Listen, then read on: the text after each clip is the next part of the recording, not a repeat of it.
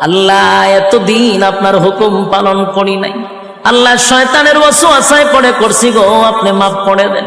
চোখের পানিগুলো ছেড়ে দিয়া যদি আল্লাহর দরবারে আপনি দরখাস্ত করেন, আমার আল্লাহ বলেন বান্দারে যৌবনকালে যদি একবার ডাক দেস, আমি 70 বার বান্দা তোর ডাকে জবাব দিই।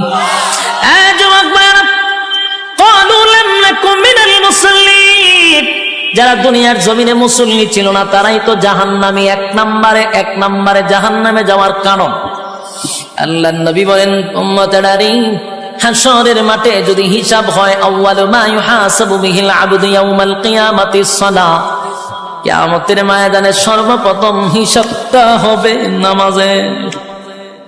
বলুন কিসের? 1 নম্বর হিসাব হবে নামাজ। অথচ আমাদের সমাজের মানুষ নামাজটাকে বড় অবহেলা করে, নামাজ পড়ে না, হেলায় আর কেলায়। জিগাইল হুজুর আমার ফ্যান বালা না, কি হয় ফ্যান বালা, হুজুর আমার সময় নাই, আমি খুব ব্যস্ত। আল্লাহ বলবে বান্দারে সময়ের মালিক তো আমি, রাইতে দিনে 24 ঘন্টা সময় তো আমি দিছি, আমার দেওয়া সময় কেন আমারে দিলি না? মন গড়া জিন্দিগি কেন চালাইলি? আমার দেওয়া সময় কেন আমারে দিলি না?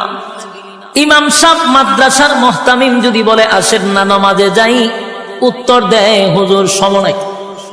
যেই লোকটা বলছে হুজুর সময় নাই, এই লোকটা দেখবেন বন্ধুদের আড্ডায় সময়ের অভাব নাই, চাকরিতে সময় আছে, ব্যবসাতে সময় আছে, বউ বাচ্চারে সময় আছে, বন্ধুদের আড্ডায় সময় আছে, বিপিএল খেলায় সময় আছে, আইপিএল